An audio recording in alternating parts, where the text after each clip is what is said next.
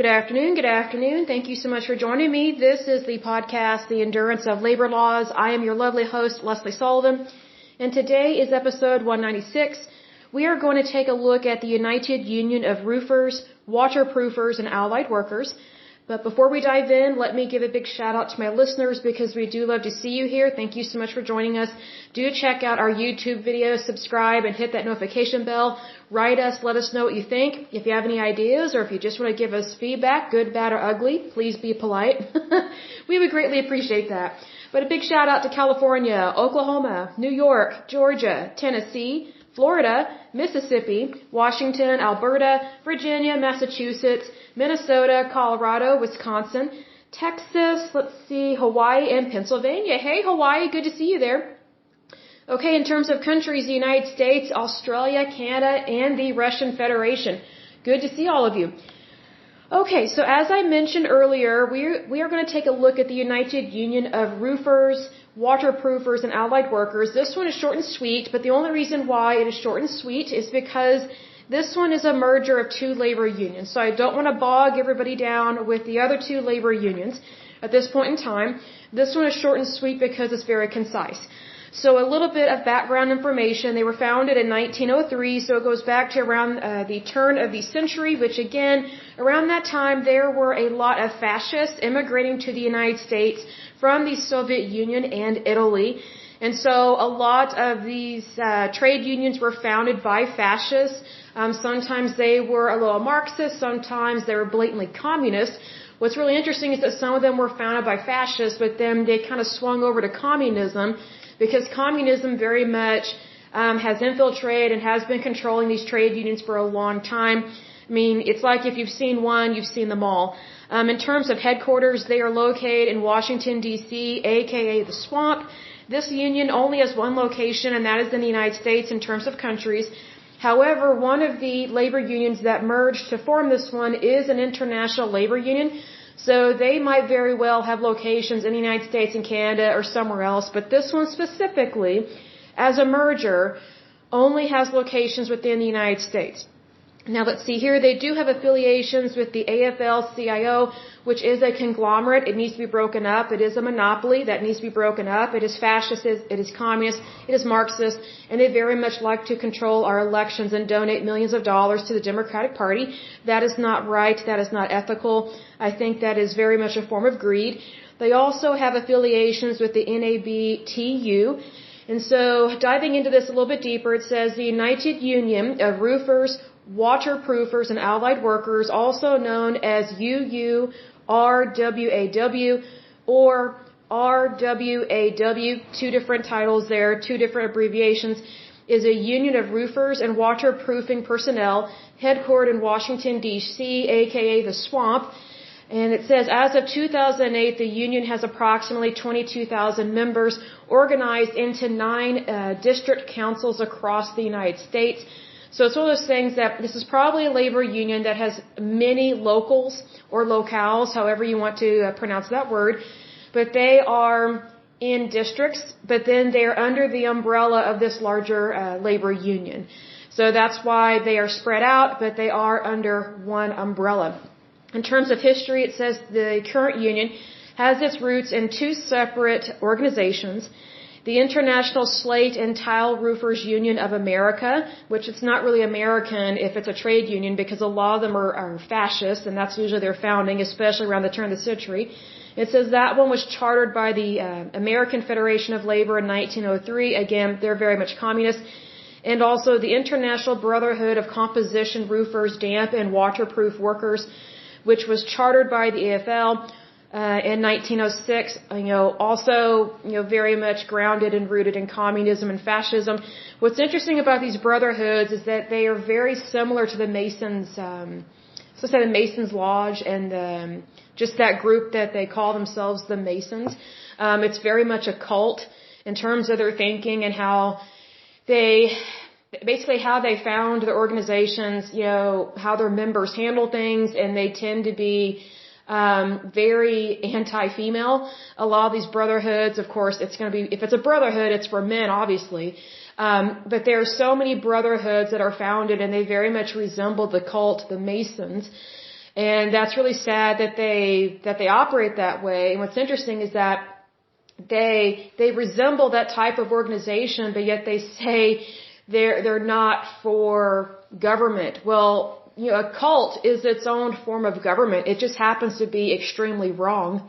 And also immoral, amoral, unethical, unprofessional, and it's not a very good form of government at all within any given society. It's usually women and children that suffer the worst at the hands of a cult, because it's usually men that are in charge of it. I'm not male bashing here, because most men are predominantly very good, kind citizens, and they're very good, kind men.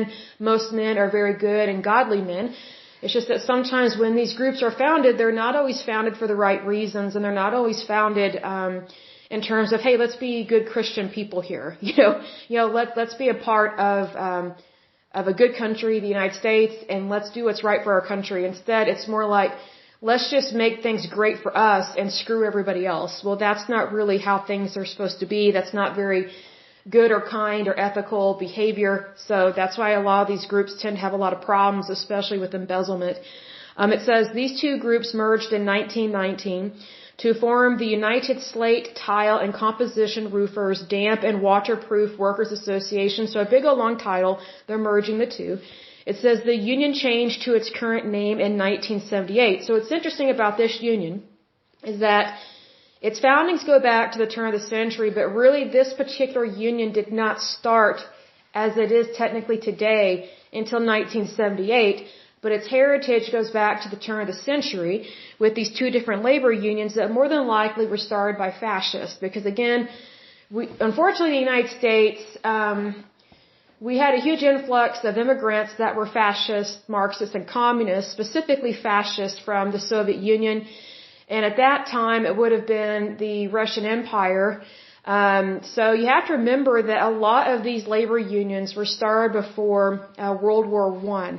And so one of the things that helped to greatly increase the start of World War I was the assassination of the Russian Tsar by fascist militant groups over there in Russia.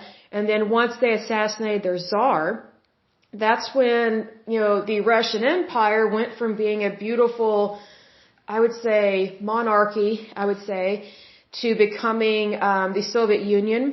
And that's when communism really took off. But see, here's the thing, if these fascists and these revolutionaries, if they had not assassinated their Tsar, it would have totally changed history, right? We probably would not have had a World War I. I don't know about World War II per se. But it's one of those things that, if we could change history, if we could save millions of lives, I mean, it would be worth doing so. But here's the thing, we can't change history. Although critical race theory and the liberal left very much likes to lie about the history of the United States. So I guess there are people that think that they can get away with that. But, just so you know, when you lie about anything, you're being dishonest, you're being deceitful. Even if you're trying to rewrite history, technically you cannot rewrite something that happened. It cannot be rewritten. It cannot be undone. That's the whole point of history, and that's the whole point of having a past, is that you learn from your past. You learn from history. You don't get super offended and say, oh, well, we're just going to change all the names of the streets. We're going to tear down all these statues. We're going to change every holiday, and we're just going to obliterate any part of the past. Well, how is that any different than what the Jewish people have been going through, year after year, decade after decade, century after century, where people, from different societies have tried to purposely annihilate the Jewish people off of the face of the earth. And so, if you're trying to rewrite history, have to ask, what are you trying to hide? Because there's so many people that they want to rewrite history and make it seem like the Civil War didn't really free the slaves, and it did. And that war was waged by a Republican president, not a Democrat. In fact, it was the Democrats that they wanted to keep things as it was, especially in the Deep South. It was Democrats that wanted to keep slavery. It was not Republicans. See, what people don't realize is that, I know this is kind of off topic, but way back in Civil War times, and right before the Civil War, the South was predominantly Democrat, and it was the North, the northern states, that were predominantly Republican. And so that's why whenever you had slaves that would run away or escape from their masters or their slave owners or whatever, they wouldn't go further down into the deep South. They would try and immigrate and escape up north because they knew that if they could get to the northern states, they could be freed. So I just wish more people knew history, but see, here's the thing. There are some people that know history and it's not good enough. And so, they have this woke culture mentality, and so they want to rewrite history and make it seem like white people are bad. And it's like, okay, it was a bunch of white people that fought in the Civil War, and it was mostly, my throat is dry. It was mostly white people that died in that war. So I just think, if you're trying to rewrite history, I have to ask, what are you trying to hide? What is your true intention? Because you cannot rewrite the past. I mean, it's almost like, let's say, for example, you're married and your spouse cheats on you. They commit adultery or whatever. You can't undo adultery. I mean, you cannot undo the hurt, the pain. You cannot undo the very action of that. So it's like, me personally, I think it's a mistake. If your spouse has cheated on you, I think it is a mistake to stay with your spouse because they obviously can't be trusted. Even if they apologize and you forgive them, and let's say they truly repent, and let's say they are serious about it and they never do it again. Here's the thing, like that bond was broken between you. You know what I mean? And it's like, typically the person that commits adultery just wants to make it seem like it never happened. And then the victim, the one who was cheated on, it's like, okay, it did happen. Why are you trying to hide this? Like, you hid it while you were committing adultery, and then now that we're past it, now you're trying to make it seem like, our marriage is exactly the same when it is not. That doesn't mean that our marriage can't get better, but it's just one of those things like, I always find it interesting whenever someone's trying to hide something and they want to rewrite history, it's usually to deny the facts. It's like, well, it doesn't really make sense to deny something that actually happened because it's better to be black and white, yes and no, right, wrong, if you address it as it is, so that way you know what is right and what is wrong. Because if we keep everything in the gray area and if we just try to continuously rewrite history, then how are we going to know the truth? Like, how are we actually going to know the history of our country? What's interesting is that these people that want to rewrite the history of the United States, especially those that are proponents of critical race theory, Nazi Germany tried to do the same thing when they had book burnings or book bannings and book burnings. They burned thousands upon thousands upon thousands of books. So, if the Nazis are known for doing dysfunctional things like that, then why would it be seen as okay or normal for people to do that in our country and claim it's okay? And they say, oh, well, this is a woke nation. No, we're not. We are the United States. We are America. We are not a woke nation. The word woke is not even a real word in terms of it being used in a ghetto kind of slang kind of way. Whenever I heard the word woke for the first time in terms of like woke culture, I was like, wow, how ghetto and trashy can you be to just butcher the English language like that? I mean, it's just, I was like, when I first heard that word, I was like, you mean awake? You mean awaken? Or I was like, what are you talking about? But, you just have to be careful about the things that you adapt to in your life and that you accept as truth, because the woke culture is not the truth about this country. I mean, are we a perfect country? No. But we are way better off than the majority of the planet. Like, we do not have human rights violations by any means, especially when compared to any other country on the face of this earth. Again, are we perfect? No, but here's the thing. As a country, we do what we can all the time to perfect ourselves and to perfect our country and to have a even more beautiful nation. But if you fall into this trap of having a woke culture and falling for those lies of inclusivism, then it makes it very difficult to have a better society and a more beautiful nation, because if you think your nation is awful, then why would you ever see it in a beautiful light? I've said this before, if you don't like living here in the United States, you are free to leave. In fact, I wish you would leave, because I don't like people staying here and ruining it for everybody else. Like, now, here's the thing. I am speaking as someone that is from Oklahoma.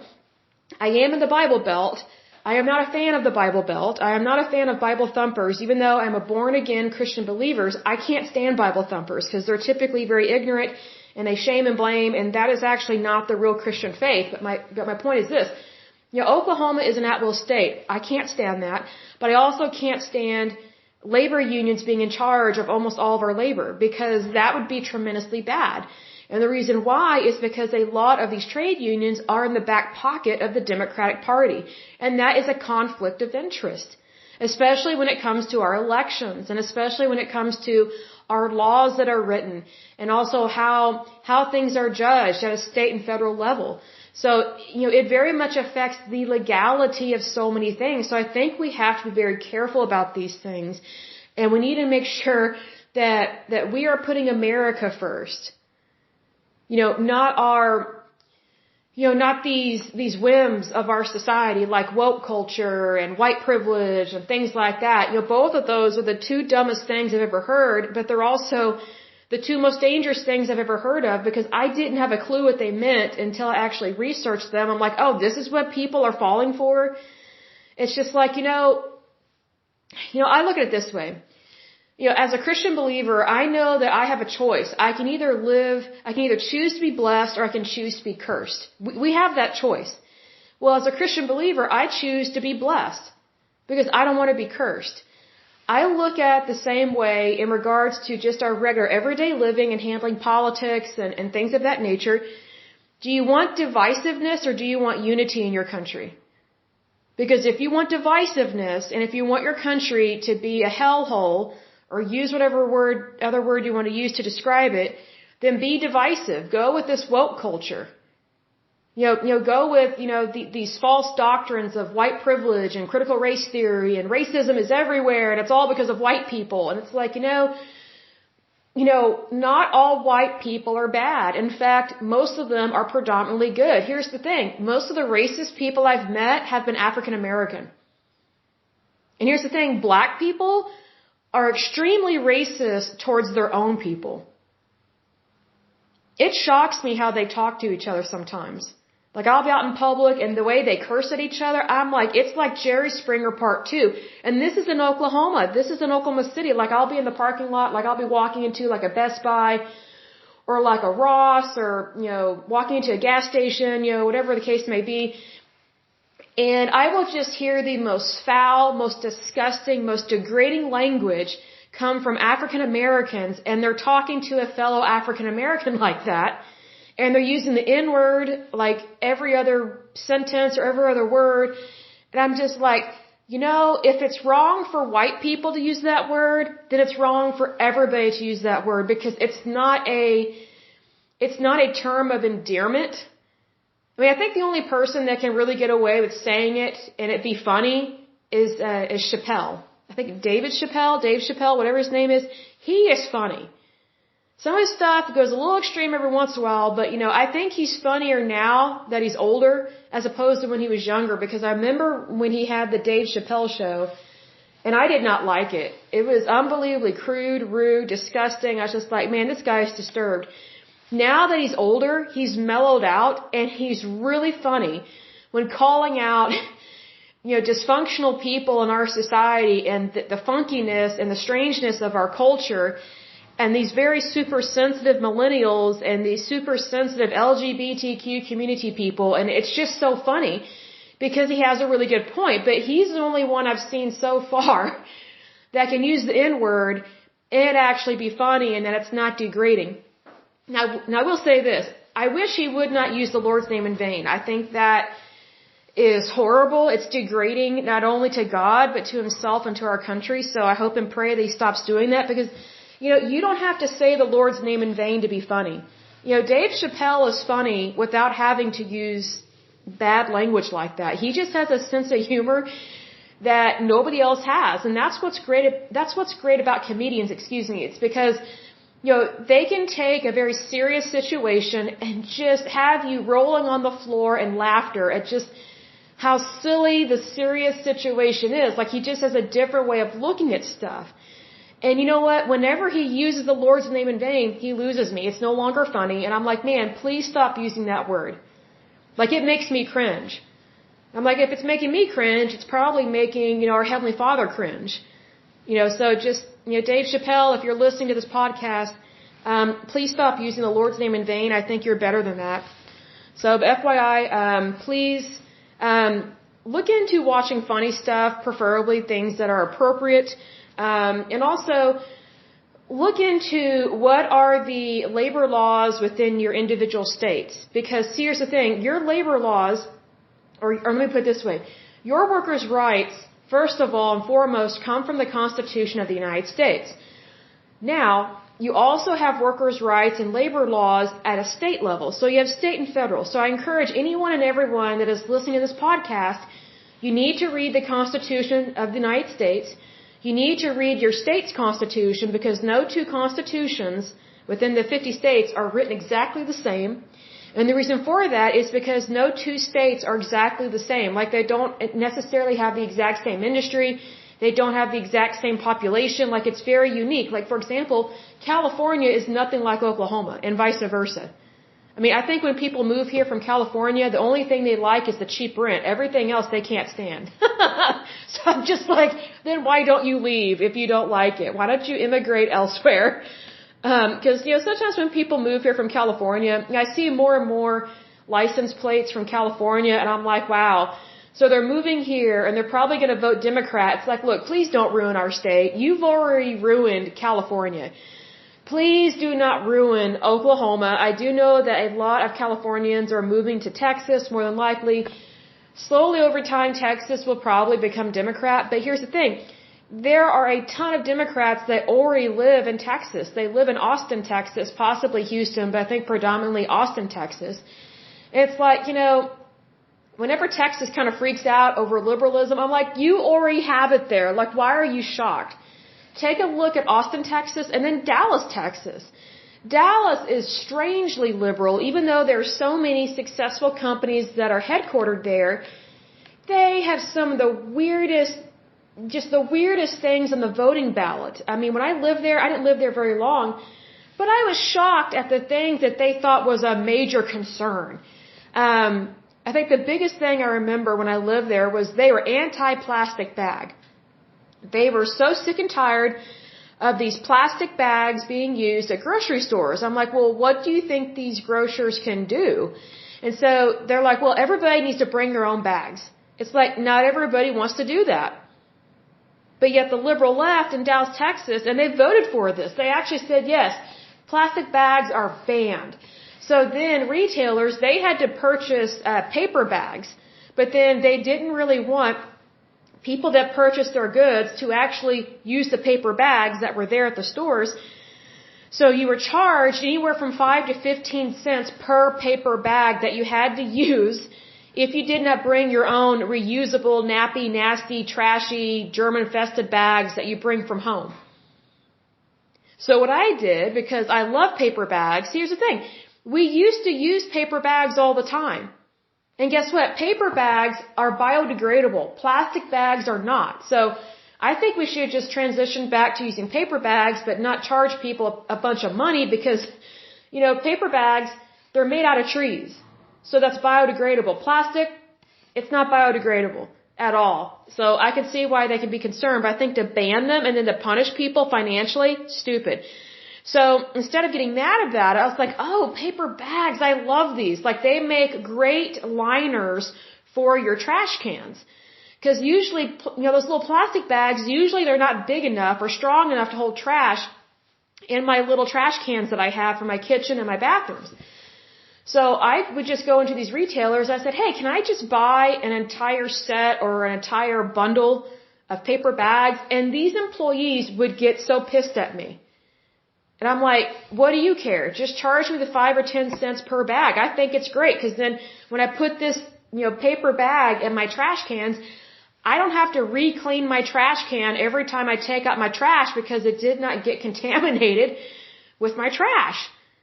And so it's also biodegradable. And so, what's interesting is that even though paper bags are biodegradable, the liberal left and these crazy people that are just environmentalists, Like when you tell them that paper bags are biodegradable, like they just get this deer in the headlights look, and then they get defensive and they say, well, you shouldn't be using them. It's like, well, you know, how many arms do you think I have? I'm not an octopus here.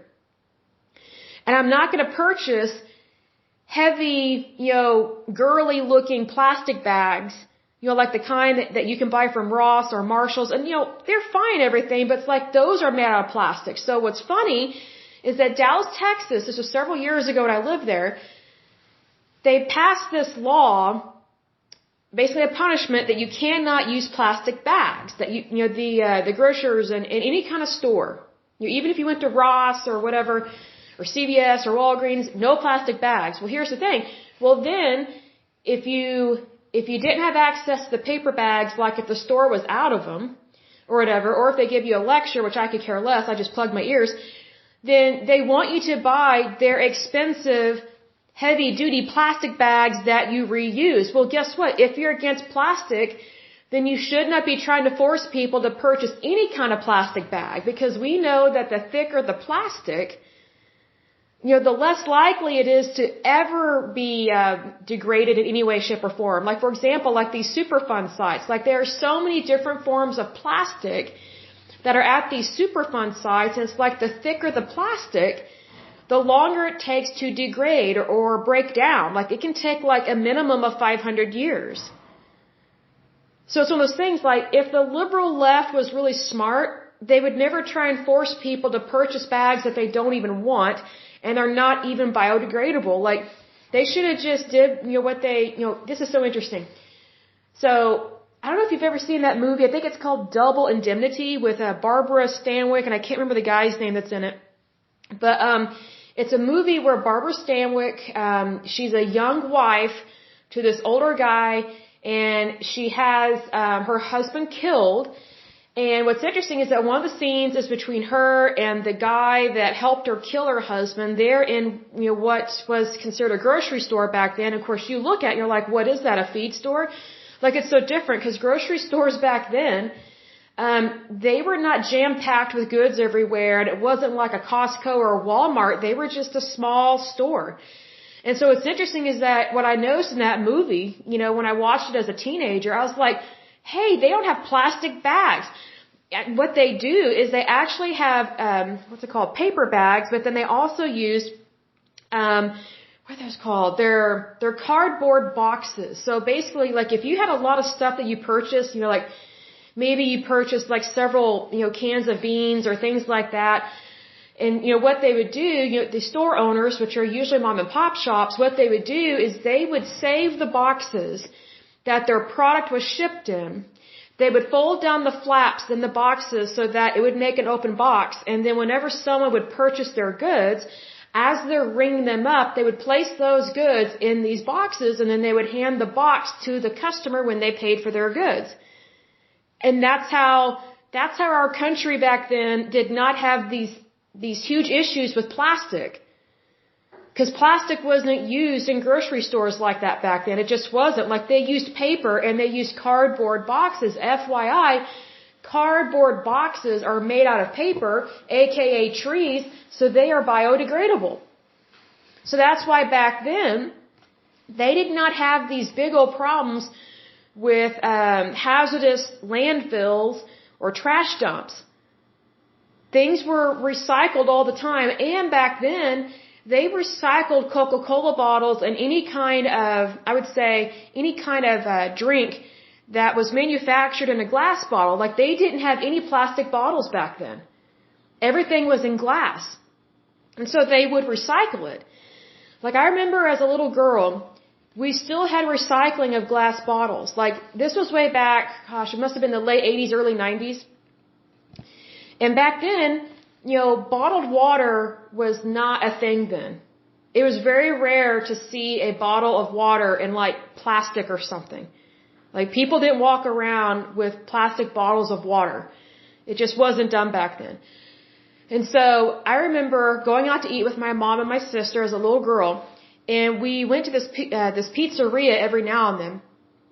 And this pizzeria had a Coca-Cola machine, but it was like old school. And so you would pay like 50 cents for like a Coca-Cola or a Dr. Pepper, and this was before corn syrup was used in almost every drink. It was just regular sugar that was used. It wasn't corn syrup. So, the sodas tasted really good. So then, you had to use like a special bottle opener to get the cap off, and it's like a metal cap. And then, you would drink your soda or whatever throughout your meal. And then, you could have that bottle recycled, and on the glass bottle, it would tell you how much money you would get back for recycling it. It was typically like 5, 10, or 15 cents. So recycling is not something new. It's been done a long time, and it goes back several decades. Like, recycling wasn't thought of by the EPA.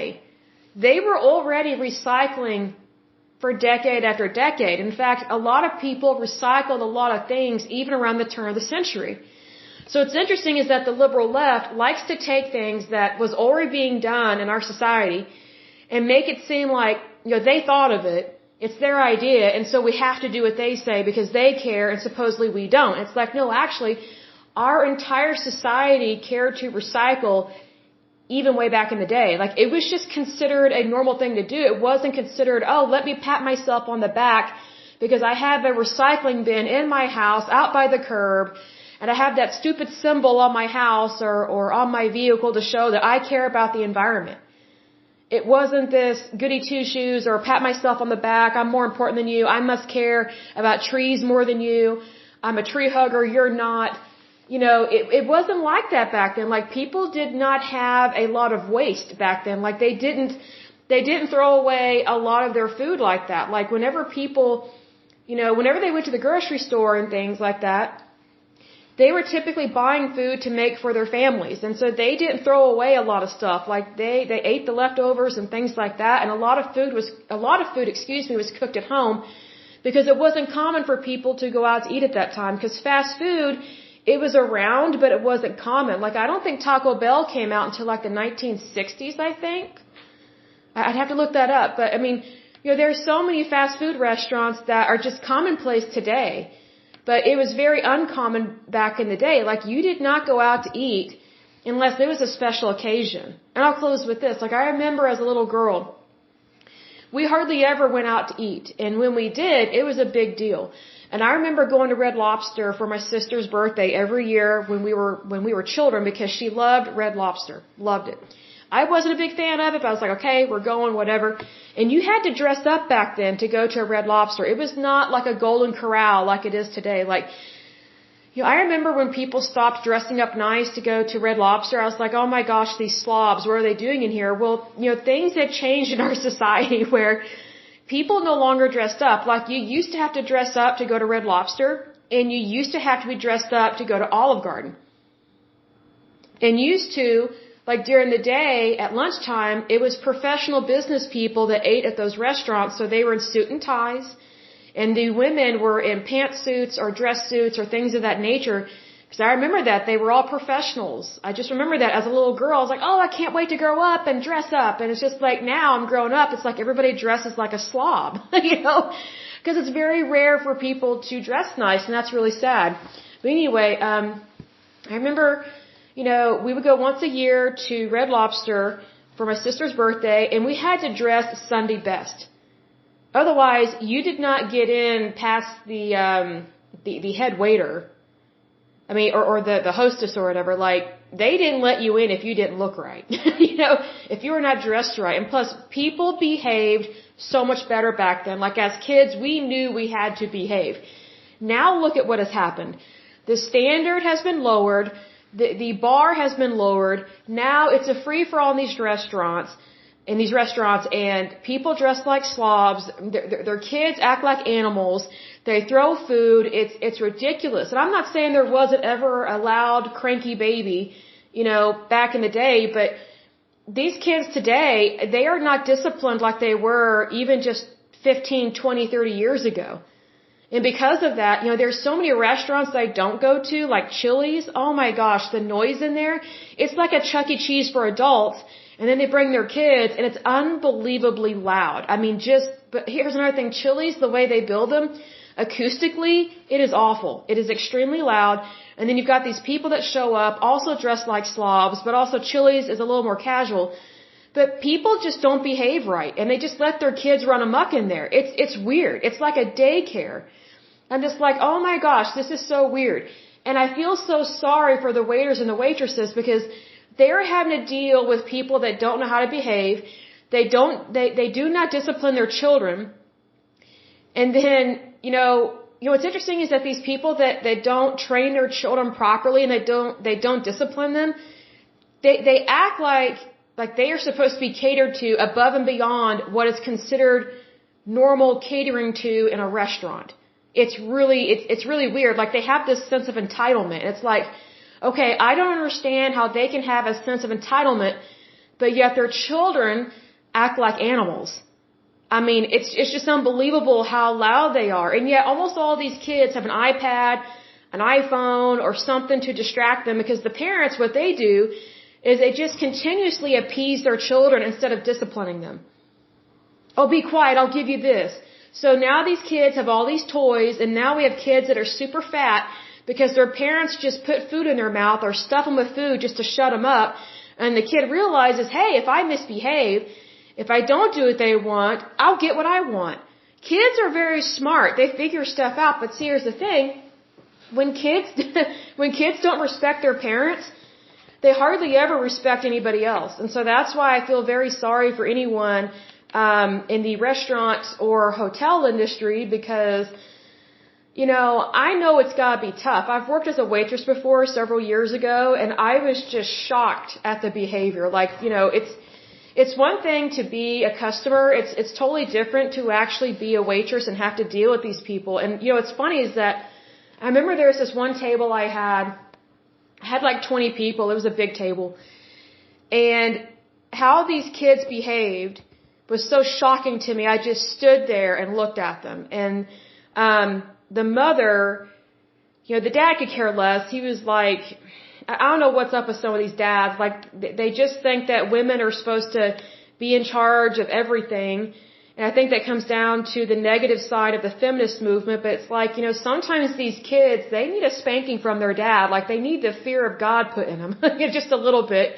Have some discipline. But anyway, this dad, he was more concerned about having conversations with people. So he just dumped all this responsibility on the wife. And so, anyway, her kids were misbehaving. I should say their kids, because even though it was all dumped on her, it's still, a dual responsibility for both parents. So her kids were misbehaving, and I was just shocked because it made it very hard for me to do my job. And when she saw my facial expression, her behavior towards me changed to where she actually felt sympathy because she realized that they were causing a scene and they were causing a problem. And she made sure to leave me a big tip. So it's one of those things that sometimes people need to see the shock and the horror on your face because sometimes people don't realize that what they're doing is wrong or what their kids are doing is wrong until they actually see how it is affecting other people. What's interesting is that the dad, he saw me and he could care less. I was like, what a pig. What a jerk and a pig. Like, what a fat, ugly slob and a pig. He is a pot-belly, 40-something-year-old guy. I think he had like a beard, like his neck was so fat that, you couldn't tell where his chin started and where the neck, or where the chin ended and where the neck began. It was just so disgusting. It was just like he had a big old fat jowl. And I was just like, it was so gross. And then I can't stand it when fat guys, nothing against fat guys, but you need to lose weight and you don't look right or sexy. But here's the thing. I can't stand it when fat guys, whenever they grow their beards and it grows on their neck and it just looks like a carpet is on their face and their neck because when they're fat, you can't see where the jawline is because you literally can't see their jawbone because they're so excessively overweight. So it just looks like all this hair is there. It's so gross. It's hardly ever kept up. So, let me give you some advice and I'll close with this. If you have one of these disgusting beards, I think you need to go to a professional barber, a professional, not someone that says that they're one, but they are a professional barber, and they show you how to properly shave and keep your beard. And if you need an example of this, you need to look up Persian men on YouTube and see how they shave. Persian men have a very particular way of shaving their beards, and also they're not fat over there. Like, they're not excessively overweight. That's probably what makes them so sexy, is that, they're tall, dark, and handsome, and when they grow a beard, it's usually like it is an extremely trim goatee. It's like really close to the face, and it's shaved in such a way that's very asymmetrical. It's not, it never looks like they just woke up and rolled out of bed. I've never seen a Persian look like a slob. Never. Well, unless they're one of the religious leaders that just becomes a potbelly pig and wears one of those turbans. That's rare though. Because usually they only have a couple mullahs that are in charge of their countries. But, normal, regular, everyday Persian men, they take a lot of pride in how they look. I mean, it's amazing how good looking they are. Even though a lot of them are like crazy Muslim, oh my goodness, they're so sexy with their tan. Woo! Man, so if you're one of these fat, ugly American slobs, and you need to know or want to know how to look better, do look up some Persian guys on YouTube and look at their beards and see how they shave. It's really interesting. Here's another one. Like, look up there's a group. What are they called? I'm trying to think. It's around the tip of my tongue. They're basically Persian models. And so if you look up the male Persian models, they are even more good looking. It's unbelievable. I'm just like, I didn't know men could be that sexy. I was like, oh my gosh, this is what Oklahoma needs. We don't need Muslims per se, but we definitely need Persians here. Like, we need some good looking men. Cause I just kind of feel like here in the Bible Belt, sometimes people just let themselves go, and then they just expect you to think that they're good looking, and I'm like, no, you're not. You look like you're diabetic, you look like you have high cholesterol, you eat too much salt, you eat too much sugar, hence you need to change your lifestyle. I feel like sometimes when people get married and they settle down, they just let themselves go. I'm like, you know what, maybe you should take a page out of Hollywood's book. And with every year that you get older, you don't get uglier, you get sexier. It never hurts to take care of yourself. And I do want to say this. What I mean by we don't need Muslims here is that I don't want Oklahoma to turn into, there's a town up in Michigan, I think it's up in Michigan, where there's an area that has been totally taken over by Muslim immigrants. And they have a mosque, which of course they have every right to practice their faith. I'm fine with that. But they set up that stupid speaker to blare those prayers that they say throughout the day, and it's deafening for the residents. It's horrible. And then now they have Muslims that are on the city council and these different boards, and they are for Sharia law. If Muslims were not for Sharia law, I'd be okay. I'd be more okay with them immigrating here. I still think we need to limit immigration because we need to take care of America first, not everybody else. But here's the thing. Sharia law is one of the, I would say one of the worst human rights violations that we are having to deal with, in our day and age. I mean, it's right up there with what communist China does to their citizens. And also the caste system in India. So I just think we need to be really careful about what we allow into the United States because, it's very similar to these trade unions where they were founded by fascists. They were not founded by, your regular everyday Americans that love the United States. These are typically founded by people that hate the United States, they hate capitalism, and they hate democracy. Gee, that is exactly what a lot of Muslims think. And it's not because necessarily they're bad people, it's because of their indoctrination. If they believe in Sharia law, they don't believe that women have equal rights to men. They don't think a woman can leave her house without being covered from head to toe in a black sheet. They think she has to be with a male guardian at all times. They think she doesn't have the right to vote whatsoever. Any male relative in her family can lord it over her that she is a woman and doesn't have any rights. And under Sharia law, women can be killed. It's called a mercy killing. They can be brutally murdered, but it can be legal under Sharia law, and they do this all the time over in the Middle East. It's horrible. It's absolutely horrible. Like, can you imagine being brutally murdered by your own family? And, oh, it's a mercy killing. It's like, oh, you should thank us for doing this to you. That's what that's like. So, I mean, it's not the fact that, how do I describe this? Well, it's just you have to take into stock and you have to be aware of how the rest of the world is. You know, do we welcome immigrants? Yes. Do we want immigrants? Yes. But we need to be selective. Canada is very selective. For example, if you want to go work in Canada, let me put it this way. It's easier to get into Canada if you are a Muslim immigrant as opposed to if you are a white person and you're trying to get a job in Canada. Canada makes it very difficult for people to immigrate there just because they play favorites. And I'll give an example. There's this one guy I dated. This was several years ago. He was from Spain. And he was a little bit of a socialist, and that's probably why our relationship did not work out. But anyway, he immigrated to Canada, and the only way that he could become a Canadian citizen was to prove that he was educated and that his labor was valuable. Otherwise, he could not become a Canadian citizen.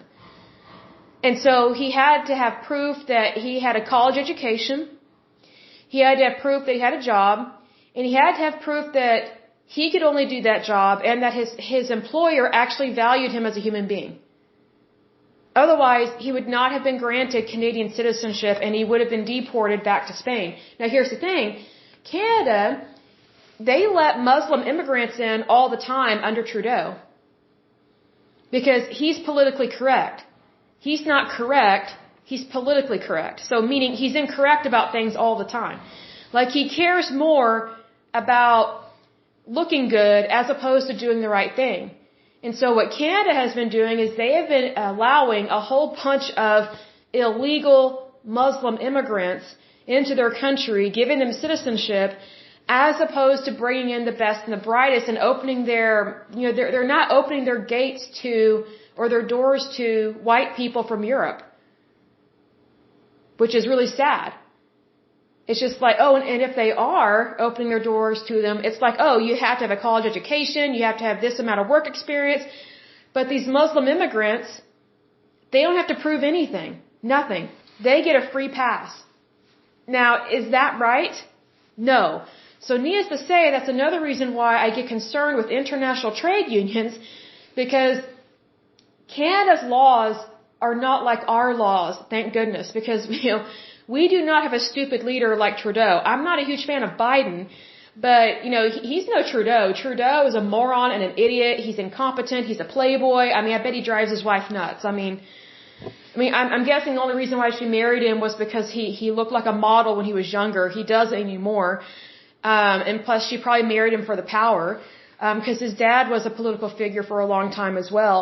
But anyway, so it's one of those things that, international trade unions, we have to be careful with those, because whatever is going on in their country can sometimes affect our country. That's why I truly believe that our trade unions should be only American workers be represented in them. Even though I'm not a huge fan of trade unions per se anymore, just because of the corruption and the greed and them trying to manipulate, I would say, our elections and the outcomes of those elections. Our trade unions need to be about American workers. We are not responsible for any other country. We are only responsible for America. Even though America is the police officers of the world in terms of fighting for justice, that has nothing to do with our trade unions. Here's another thing. Do we really want other countries competing for our jobs? We already have that happening with NAFTA, the North American Fair Trade Agreement, which it's not fair. It's not fair because what it did, it legalized a lot of our jobs being sucked out of our country and going to these other countries that are subpar. They're like third world, second world. They're typically corrupt, have a dictatorship. They don't have the same standards, the same policies, the same procedures. They typically have a lot of human rights violations. They typically do not have fair labor practices. They typically do not have workers' rights. It's like, if we really care about the United States, why aren't we bringing back those jobs to the United States? See, you would think the liberal left, considering how much they claim to care about people and jobs, you would think that they would cancel NAFTA, they would bring back as many jobs as possible, and that, they would, I don't want to say incentivize, I don't like using that word because I think that plays favorites. What I was going to say was, you would think that they would want to incentivize companies for keeping labor here, but here's the thing. If you have a federal government incentivizing companies to keep jobs here, then you're putting the federal government in charge of your companies and your labor. And I don't like that. Like, it shouldn't be an incentive to do the right thing. It shouldn't, it should not require an incentive to care about the United States. It should not require a tax credit, or a tax loophole to get people to want their company to be for America, by America, worked by Americans. Like, I remember when I was a child, almost everything we purchased at the store said made in the USA. Now that's a joke. Like, sometimes if ever something says made in the USA, it's usually only one part is made, but then they have all these other parts that are made in China, Vietnam, who knows where else.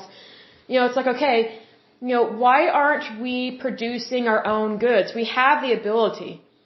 There's this lie out there that Americans don't want to do the work. It's like, if we bring those jobs back, who's going to do the work? Gee, Americans want to do that work. Not everybody has this sense of entitlement. It's only these elitists that think, the entitlement applies to them. Especially in terms of labor. I meet people all the time that have jobs and they love their job, and even though times can be tough, they still go to work. Who was this actress? Excuse me, my throat's dry. Who was it? Was it Ozzy Osbourne's daughter that said that if you kick out all the illegal immigrants that immigrate here, like from Mexico and these other countries, then who would clean our toilets? Like, it was unbelievably offensive.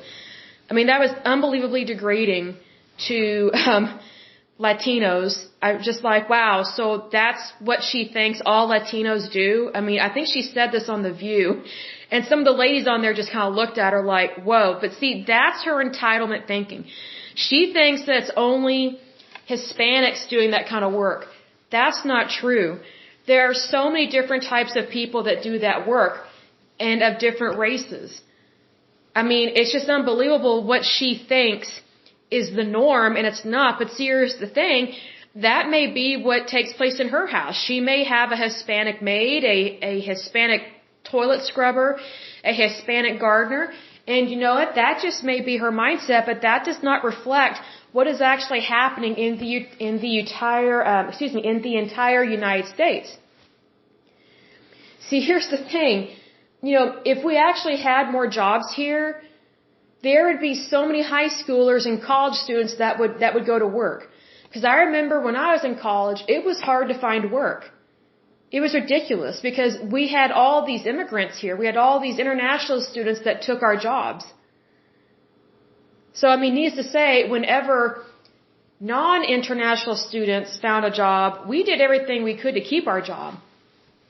I mean, it was weird. It was so strange. I was like, how is it that, I am an American citizen, I'm born and raised here, and yet it's hard for me to find a job because we have all these internationals here. We have all these, we have illegal immigrants, and then we also have legal immigrants that have come over here to go to school, and then they take our jobs. It's like, we need to get rid of NAFTA. We need to bring back all jobs to the United States. We need to do that, especially manufacturing jobs. Because those are really good jobs. And here's the thing. You would think trade unions would want that. Because trade unions and labor unions, typically they are very much involved in the manufacturing industry because that's where a lot of their bargaining agreements are. You would think that they would want even more members in their unions so that way they could at least get membership dues, but I haven't heard a peep out of any trade unions in regards to NAFTA and getting rid of it. So, I mean, it's just kind of this, to me, that is very much hypocrisy. Because if these trade unions really valued workers' rights, they would be speaking up and against NAFTA all the time. And they would call out the Democratic Party on this. But here's the thing, NAFTA was signed into law by President Bill Clinton. Like, that was a long time ago. I think it was like the late 90s. I was a little girl, but it's like, you know, the Democrats have had year after year after year after year to repeal that and to help America have more manufacturing jobs. I mean, you would think that the Democratic Party, you know, considering how much, you know, supposedly they believe in human rights, you would think that they would not want our jobs being outsourced to countries where there are numerous human rights violations. But they allow it, and they go along with it. And it just kind of surprises me, because I'm like, you know what, the proof is in the pudding, and on this show, we call a spade. We say it like it is. So needless to say, I hope and pray every single one of the trade unions that we go over, that they seriously think about what it means to have more jobs here, and that they actually call out any Democrats on NAFTA, and they request that NAFTA be repealed and that more manufacturing jobs take place here in the United States. Because think about, you know, if NAFTA were repealed, that would create thousands upon thousands upon thousands of jobs here in the United States. I mean, that would employ so many people. It would give people a new beginning. Also, it would provide a good wage, in fact, probably a very excellent wage, healthcare benefits, retirement, pension funds. I mean, you would think that the liberal left and these trade unions would very much want to do that, because that is supposedly what they fought for. They fought for that stuff. But now they're not fighting for it anymore. They're not fighting for the creation of jobs. They're not fighting for the end of NAFTA. They're not fighting for bringing jobs home. They're not fighting for ending slave labor in other countries. And the way that you end it is you don't endorse it. You don't participate in it. You bring your labor back here. You bring all those jobs back here so that Americans can do those jobs. See, what people sometimes don't realize is that whoever you do business with is who, in fact, you are rewarding. That's why you have to be careful who you do business with.